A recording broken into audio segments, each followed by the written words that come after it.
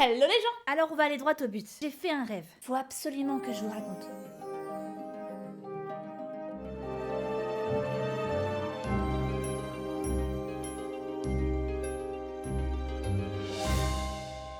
Ok, ça fait un moment que je voulais faire ce deuxième épisode, beaucoup trop longtemps, mais avant de pouvoir me lancer dans une nouvelle épopée onirique, j'attendais de pouvoir partager avec vous le rêve. The fucking dream.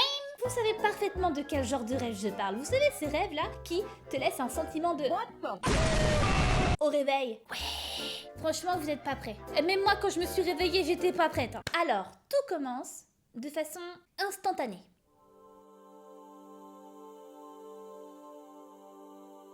Alors, c'est un rêve, il n'y a aucune introduction, on ne sait pas où on est, ni pourquoi on est là. La plupart du temps, on accepte juste la situation comme étant quelque chose de tout à fait normal. C'est le principe du rêve. C'est un petit peu comme si tu étais sous coke de manière continue. Bref, tout ce que je peux vous dire, c'est que dans ce néant, il y avait moi. Oui, ce petit être céleste-là, ben c'est moi. Et puis ensuite, il y avait une route. Une départementale, d'après mes observations. Non pas que je m'y connaisse en route, parce que de toute façon, j'ai pas mon permis, alors. Mais tais-toi, c'est mon rêve, c'est moi qui décide. Ce petit être qui constituait ma personne avait un but précis. Manger! Ça me ressemble assez, je dois dire. Bon, apparemment, j'étais extrêmement pressée. Je courais. Je pense que j'avais un rendez-vous ou quelque chose comme ça. Et je marchais donc avec détermination, quelque part, je ne sais pas où, le long de la route. Et très vite, je me suis aperçue qu'il y avait un problème. Pourquoi? Je me suis retrouvée bloquée à un passage pour piétons. Pourquoi? Calme-toi, petit morceau d'abonné, je vais t'expliquer. En soi, traverser une route, rien de bien compliqué, vous allez me dire. Bah oui, c'est ce que j'allais dire, c'est pas très compliqué, t'attends juste que le feu passe au vert, tu traverses tranquillement et là tu vis ta meilleure... J'ai parlé trop vite. Il y avait en fait un embouteillage monstrueux. Il y avait des centaines et des centaines de voitures qui étaient collées les unes aux autres et qui klaxonnaient dans un brouhaha impossible. Les gens étaient complètement vénères. Comme à Paris, ouais, c'est ça, t'as tout compris.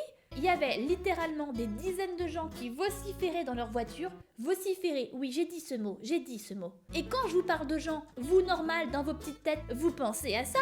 Tu vas la bouger, ta caisse! Mais que nenni! Il y avait de tout. Des légumes, des dinosaures, des humains bien sûr, des créatures indéfinies, et je me souviens avoir vu un nuage et une théière. Une théière! Genre une théière! Comment une théière elle peut passer son permis? Elle a pas de membres! J'ai pas compris. Et me voilà fort mécontente. Je suis mécontente. J'allais sûrement rater mon rendez-vous. J'ai sûrement raté mon rendez-vous. Alors j'attendais là, dépitée, je savais plus quoi faire, il y avait aucun de ces fucking abrutis qui voulaient me laisser passer. Quand tout à coup, une foule de gens se presse autour de moi. Donc c'est un rêve, hein, je vous rappelle, donc les gens ils sont pas clairement définis, ils ont pas un physique avec un bras, avec des bras, une tête, machin, tout ça. Non, ils étaient plutôt flous d'ailleurs, mais ils étaient très flous, et tout comme moi, ils étaient très furieux, très furibonds. Furibond, oui, j'ai dit aussi ce mot. Nous sommes furibonds. Et c'est alors qu'une dame s'avance et se met à parler très fort. Blablabla. Ah par contre, elle était pas floue du tout. Je m'en souviens très bien puisqu'elle portait une robe rose bonbon avec d'énormes nœuds. Affreux. Ouais. Et elle boudait. Insupportable ces embouteillages, c'est encore à cause des soldes à Jiffy. Bah oui madame, si la moitié de la France est sur la route, c'est pour faire les soldes à Jiffy, c'est évident. Chacun veut se procurer son petit parasol Java pour la modique somme de 29 € au lieu de 40. Dans le coloris de ton choix. Pas enfin. Non, pas du tout, non, pas du tout. Ça paraissait assez peu probable, même pour un rêve. Et là, tandis qu'elle continue de se plaindre des soldes et de leurs conséquences sur l'environnement et l'écologie, il y a un conflit, il y a discorde, il y a joute verbale, j'ai envie de vous dire. Puisque soudain, il y a un type, dans la foule des gens flous là, qui sont toujours en train d'attendre derrière, qui se met à insulter copieusement la grosse dame. En fait, il lui signifiait simplement qu'elle racontait de la merde. Bon, ça on le savait. Parce que d'après lui, si autant de gens se sont déplacés, c'est parce que, je cite, c'est pour aller voir le concert de Johnny Hallyday. Non mais Jiffy, c'est pas si débile à côté, hein. Repose en paix, Johnny. Quoique c'est pas si débile. Peut-être n'est-il pas mort en réalité. Peut-être qu'il fait qu'un comeback. Ou alors peut-être que c'est Johnny qui fait un concert à Jiffy. Oh! Bon, Jiffy, Johnny, choisissez votre camp. Est-ce vraiment utile de savoir où ces gens se rendent? Ils n'existent pas, d'accord? Ils sont dans ma tête. Ça n'a aucun sens. Mais si vous trouvez que pour l'instant, la logique est assez relative, accrochez-vous parce que ce qui va suivre est vachement pire. Donc on est toujours là à attendre sur le bord de notre trottoir et une autre personne s'avance depuis la foule et nous dit alors dans le plus grand des calmes: Mais si vous voulez vous déplacer, il y a un service de taxi qui marche encore. comment un taxi peut-il nous aider? Comment il va voler par-dessus les autres voitures? C'est pas une solution ça, c'est du bullshit. Et la grosse dame. Bonté divine, mais je dois absolument y aller. Ficha, ficha. Et sur ce, elle se transforme en une grosse boule rose, du chewing-gum, et elle s'éloigne en rebondissant. Pour moi, tout ça, c'était normal. Alors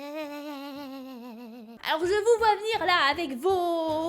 Je sais pas ce que t'as pris, mais c'est de la bonne. Vous n'êtes pas prêts pour la suite, petits êtres fébriles. Parce qu'au moment où la dame chewing-gum s'éloignait, dans des bonds majestueux, je me suis aperçue que tout autour de moi avait disparu. Les voitures avaient disparu parce qu'elles avaient été en fait remplacées par des animaux avec des gens sur les animaux. Genre c'était normal, genre c'était un moyen de locomotion normalisé, des véhicules tout-terrain. Ici, je me rappelle, on avait une famille à dos de singes, et là, il y avait un beauf, pas un bœuf, un beauf, en claquettes chaussettes, installé sur un dauphin, qui flotte. Le dauphin, il flotte. Et alors, le décor s'est brouillé. Le noir complet. Et ma petite personne fut transportée dans un décor de couleurs, tourbillonnant, comme dans un pot de peinture. Et je tombe. Puis le noir. J'ouvre les yeux. Je vois un petit local, comme dans une boutique, avec un comptoir. Chic, très sympa. Et l'entièreté des gens de tout à l'heure, donc les personnes floues, étaient là, ils attendaient dans un silence religieux et dans ma tête c'était très clair, je savais instinctivement où j'étais. Taxi! Tout le monde attendait un taxi qui vole sûrement. Et derrière le comptoir il y avait deux portes en bois, des portes battantes, vous savez comme dans les westerns, dans le saloon, quand il y a le héros qui arrive et qui fait ouais, tout ça, les mains en l'air. Non, ça c'est le méchant. C'est pas le héros, ça c'est le méchant. Enfin, vous avez compris. Tout le monde avait les yeux rivés sur ses portes. Personne ne clignait des yeux. Je ne clignais pas des yeux. On attendait quelque chose. Non, on attendait quelqu'un. Soudain, une silhouette se dessine derrière la porte. Tout le monde retient son souffle. Qui est-ce? Est-ce un super-héros? Est-ce Pablo de la Vega? Ma, n'importe quoi. Non! Surgissant alors d'un halo de lumière divine apparu... Je sais pas si... Vous voulez vraiment savoir? Parce que là, après, ça se barre en couille totale. Vous pouvez encore quitter cette vidéo. Non, mais je vous laisse 5 secondes pour vous décider, parce qu'après, il sera trop tard, faudra pas venir vous plaindre. Ok, vous l'aurez voulu. De la porte, jaillissant d'une divine lumière, se matérialisa l'incroyable, le stupéfiant, retenez bien ce mot, le non moins magnifique, oui. Salut les amis! Il était là, tout y était, son bonnet bleu, son grelot, et il y avait Potiron, le nain de jardin. Dans mon monde à moi, tous les nains de jardin s'appellent Patrick, mais lui, c'est Potiron. Donc voilà, tous ces gens-là attendaient d'être conduits par le chef en personne avec sa petite voiture jaune et rouge. La fameuse! Et tout le monde cria de joie. Ah, c'était la folie, hein. C'était le gros délire. Et moi, j'étais contente, j'allais enfin pouvoir faire les soldats Jiffy. Jiffy, c'était devenu mon but ultime dans l'existence. Et oui, elle allait m'aider. Bon, par contre, ce que je vous ai pas dit, c'est que vous avez sûrement une image de oui qui est la suivante. Voilà. Donc ce petit bonhomme là que vous voyez, il est mignon, il est sympa, il est jovial, il est joli. Maintenant, vous allez fermer les yeux parce que je vais briser votre enfance et en faire des petites confettis. Le oui que moi j'ai vu, c'était pas celui-là. Non. Déjà, il était en calbut. Il n'avait que ça, en calbut et son bonnet. Et il avait une clope au bec. C'était un joint. Oui, fumait de la marijuana. Ouais, on était sur un oui bien junkie, ouais. Et il était là, avec ses yeux de oui. Il s'approche du comptoir et il dit « Vos gueules !» Et oui commence à s'affairer derrière son comptoir. Je sais pas ce qu'il faisait, mais au lieu de délivrer son service de taxi, la raison pour laquelle on était tous là, il commence à faire des sushis. Mais nous, on voulait pas de sushis! On voulait aller à Jiffy! Et il envoie des sushis sur la foule qui les attrape au vol. Et ça s'est transformé en restaurant. Et toujours avec son joint, il devient maître sushi. Il balance de la bouffe, ça enjaille les gens, ils sont là, ouais! Les clients rattrapent les sushis avec des gants de baseball et des raquettes de tennis, c'est devenu n'importe quoi. Moi-même j'en ai chopé un de sushi et même que j'ai dabé après. Et au moment où tu penses avoir atteint le summum de l'absurdité, Oui se tourne vers un placard qui était caché derrière le comptoir et il l'ouvre. Dans ce placard, bien aligné, il y avait des pots. Pas des pots de fleurs, pas des pots de vin, des pots pour bébé. Mais pas ceux que tu manges. Non, tu sais bien, les pots, quand tu passes du mode couche au mode pot pour faire tes excréments et devenir un grand, et bah il en avait dans son placard des dizaines, de toutes couleurs et de toutes formes. Il en prend quelques-uns, les dispose sur son comptoir, il en saisit un. Il analyse l'intérieur. Et alors, il prononce cette phrase. Oh, bah il y a des restes. Et puis, comme avec les sushis, il commence à balancer les pots sur la foule qui l'attrape au vol, hein, pareil. Il en envoie des dizaines comme ça, comme des shurikens. Et là, je me suis réveillée. Inutile de vous dire qu'à mon réveil, j'ai été scandalisée. Alors, parce que je suis sympa, j'ai eu envie de partager ça avec vous. Regardez comme je suis sympa! Bref, si vous avez aimé ce format, n'hésitez pas à déposer un like et à vous abonner si ce n'est pas déjà fait.